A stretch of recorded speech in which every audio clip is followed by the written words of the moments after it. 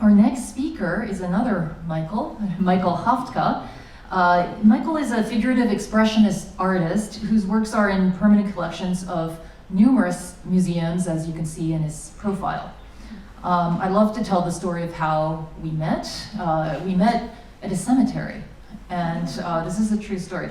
As a student, I got a gig through Manhattan School of Music to perform at the Steinway Mausoleum in Greenwood Cemetery in Brooklyn during Museum Week, and I was asked to perform a concert atop this hill by the Steinway Mausoleum.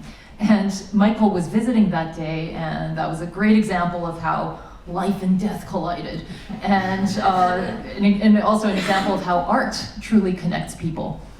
Tonight, Michael will discuss how spontaneity, chance, and taking risks are all part of his creative process. Please give Michael Hafftka a very warm welcome.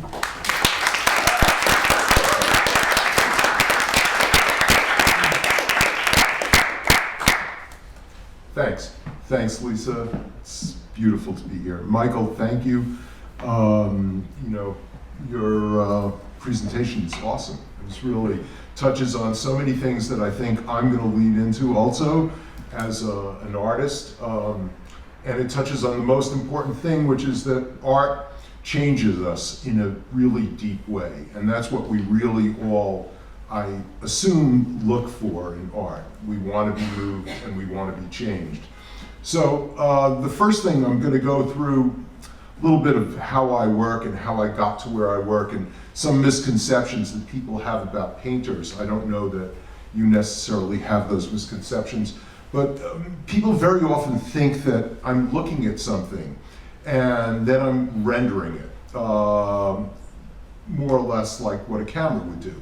A camera will do a perfect reproduction, and an artist does some reproduction with different variations. But that isn't something that I do. The other thing that people often think artists do is create a fantasy, create something abstract, or create something beautiful, or create something for your entertainment.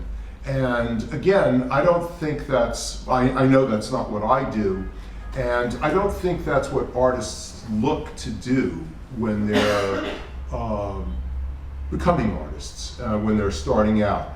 And the reason for that is that I think we're always trying to engage with something really deep inside of us and find something that expresses our uniqueness. And after all, that's the first thing about us that I think that's the most important to acknowledge, is that we're all very, very unique, and that if we're going to make art on any level whatsoever, it has to arise from that. So I don't think of my work as perceiving. I think of it purely as feeling. And to illustrate that, because I'm a visual artist, people always think about visualization. So I don't visualize at all, and that's turned out to be a great thing. And what I mean by visualization, if all of you think about it right now, if you could think to yourself, can you see your mother? And then I think a lot of you can. And this is what we mean by visualization. I can't, and that puts me in a very unique position. So no matter what I think about my mother, I'm always going to come up with some sort of association, but I literally can't see her internally, and I can't see anything internally. So because of that, I have to invent things. And everything that I invent, I think, actually comes out of psychological necessity. And, I think that the inability to actually see something internally and then apply a critical mind to it has helped me immensely, because essentially I'm lost before I start. So all criticism is actually kind of worthless, and it would just send me to your office. It would create tremendous anxiety. So how do I work? Essentially, the way I work is I just focus. And, that's a very general word to say I just focus. But actually, the art of focusing is turning inward. And somehow, without looking outward, by just feeling myself, I'm in the presence of either the inspiration, which is this abstraction that's surrounding me, that's enveloping me, or a person in front of me. If I'm painting somebody, I'm actually just feeling that person. And through feeling, because visual language, again, it can't be translated into words, and feelings very often can't be correlated exactly with words. It's very easy to say I feel bad, but what does that actually mean?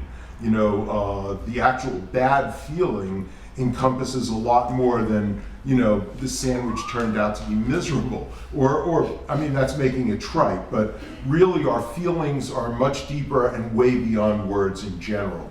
So I think that being an artist, I try to just focus completely on feeling. That's not to say that I don't understand the other way of perceiving art. So when I go into a museum and I see a beautiful painting or I hear a great composition, then I'm an art lover. And it's very easy when you look at a work of art and it's admirable and it's beautiful to love it, but that's not what making art is all about. And so I want to make sure that I express a little bit of that distinction, because very often people, when they find out they want to be artists, or they're becoming artists, or they're involved in art, they think it has something to do with loving art. And that's a kind of tourist view of art. And we all have that. We all listen to music, but creating music is very different than actually loving music or loving painting. I think that in the end, you have to face a kind of unbelievable nothingness, a kind of, search and for what I would call inspiration, but what I would say is, how do we touch that spot inside of us? And that spot inside of us isn't really a spot of ambiguity, it's actually knowledge. So, but you have to be willing to say, well, I know. So, and that's kind of a bold statement when you're talking about things that are completely vague and amorphous and just purely a feeling. But nevertheless, it is knowledge, and it comes down to, like, babies know things. They're not taught something, but they actually know things. And there's a psychological term, we were talking about it right before we started, the unthought known. And it's a great concept. I think it really is what artists do. They get in touch with that real primal, essential feeling of knowledge and certainty, and they just run with that.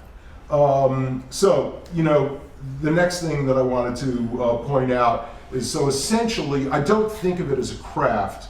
And we were talking earlier about not practicing. I don't think of it as something that requires virtuosity. I actually think of it as something that requires discovering the magnificent beauty that was never there before, that can't come through any other channel except your own uniqueness. So it's kind of like a religion, it's kind of like a spiritual practice. And what I mean by that is, actually, it's not a religion with dogma. We all share this religion. It doesn't exclude anybody. But the reason I call it a kind of spiritual practice and a religion is it requires the one thing that all religions require, and that is devotion. And so even in the moment, even if we do only one piece in our entire life, that piece will only succeed if actually we're bringing to it such immense devotion that we actually get to this phenomenal point where we actually recognize the complete transaction of love that making art is. And I know that sounds a little grandiose, calling it love, but really that's what it really is all about. Because the connection is so deep and so profound that there's no other way to look at it. And it becomes a kind of life and death experience, and which is what love essentially is. Even if we talk in terms of a baby, then love is kind of, you know, a whole thing of survival. I'll tell a little bit about my background and why I got to some of these extreme positions in art. I'm a child of Holocaust survivors. And so being a child of Holocaust survivors, my first introduction to the world really is how horrible the world is and how unbelievably cruel the world can be. So my first, I think essentially the first thing that made me want to be an artist actually is a desire for freedom. And I very much relate to what you were talking about, improvisation, and towards hearing many voices and trying to, because there isn't just one voice ever in freedom, there's many voices in freedom. So my attraction to art was really completely to liberate myself, to experience freedom. And you know, as a child, I tried many different things. I tried drugs, I tried religion, I tried the idea of doing something altruistic and public service of some sort, you know, thinking in terms of this is the direction I would go in. But I found none of those things are actually satisfying, and none of those things are actually as exhilarating as creation is. And so my experience of creation was just tremendously feeling free. The power of creating something that came out of nothing had just an immense, overwhelming recognition of this was meant to be and to exist. So I think we should look at the first slide group. We have 4 of them, and let's look at this is a painting from 1986. It's called When I Was Born. Can we turn the lights down? I think we'll see it better. Okay, you know, so when I was a little kid, let's leave it on this, on memory, because this is something I wanted to talk about. When I was a little kid, I had this nightmare, and it was a really powerful experience. I'd wake up sweating and really horribly terrified. It was a reoccurring nightmare. And what it was, and I have no idea, again, this has to do with the unthought known, I have no idea how I even had this concept, but I was on a rail car. You know those cars, it's a train car where you pump. And I was going at the speed of light in every direction possible, and it was an incredibly frightening, terrifying, overwhelming experience, and I knew the end result would be that I would be obliterated. And so I would always wake up, of course, before I was obliterated, and I'd wake up absolutely, completely terrified. And I was a little kid, I didn't tell my parents, and anyway, what would my parents say about this thing? But it was really so real and so overwhelming.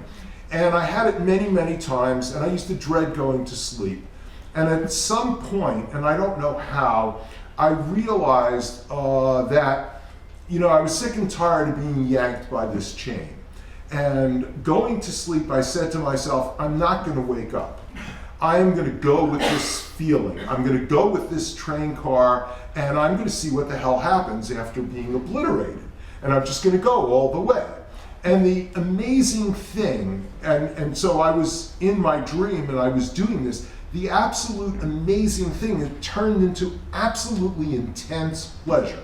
I mean, overwhelming, phenomenal, orgasmic pleasure. I was a little kid, I hadn't taken any drugs yet, and this was phenomenal.